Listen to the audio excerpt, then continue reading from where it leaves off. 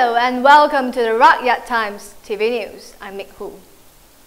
A bill to amend Kelantan Syariah Criminal Code II, 1993 was passed today unanimously by the Kelantan State Assembly. Earlier, Kelantan Deputy Menteri Besar Datuk Muhammad Amar Nik Abdullah said that the party is confident of amending the Syariah Court's Criminal Jurisdiction Act 1965 through a private member's bill in Parliament. 6 offences punishable under Hudud are sarika, theft, hiroba, robbery, zina, unlawful carnal intercourse, kazaf, accusation of zina which cannot be proven by 4 witnesses, strup, consuming liquor or intoxicants, and irtadat or ridat, apostasy. A big difference between the old and the new bill is the repeal of a clause which provided non-Muslims an option to be tried according to the Sharia law or civil law.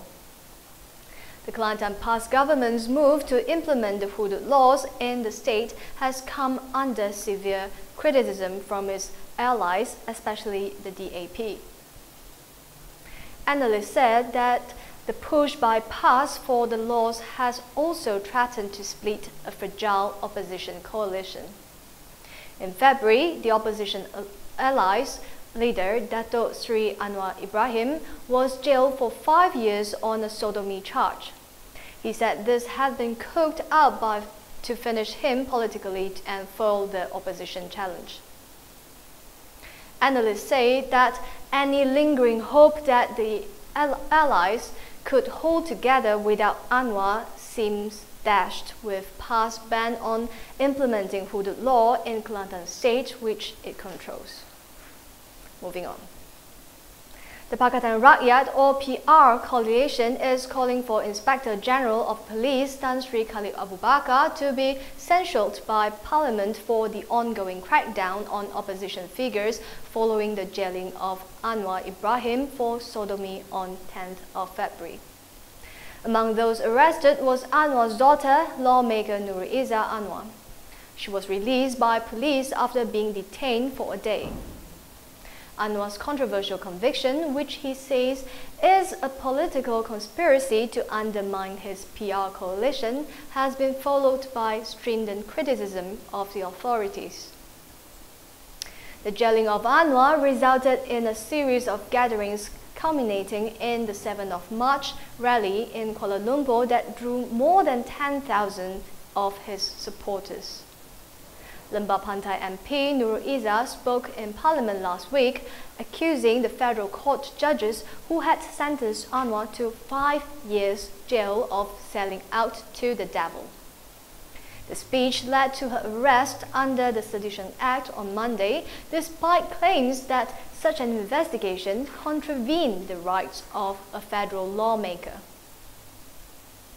Police have arrested at least 10 people in relation to the 7th of March protests, despite the Court of Appeal declaring last year that the Peaceful Assembly Act was unconstitutionally criminalizing public gatherings. And in Tunisia, at least 17 tourists died after gunmen stormed the country's National Museum yesterday. The brazen daylight assault sparked panic at the nearby Parliament and the National Bardo Museum itself, a magnet for tourists who contribute so much to the economy. The gunmen, dressed in military uniforms, opened fire on the tourists as they got off a bus and then chased them inside the museum.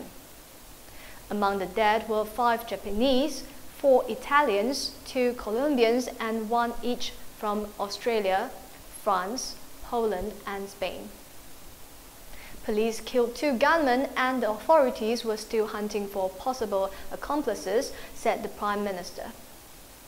A Tunisian bus driver and a policeman were also reported dead in the attack on the Bardo, famed for its collection of ancient artifacts. The attack appeared to be the worst for foreigners in Tunisia since an Al-Qaeda suicide bombing of a synagogue killed 14 Germans, 2 French, and 5 Tunisians on the island of Jerba in 2002. And it sparked outrage, with hundreds of people gathering later in a major thoroughfare of the capital, singing the national anthem and shouting slogans against those they called terrorists. And that was the Rakyat Times TV News. We'll be back tomorrow, same time, same place.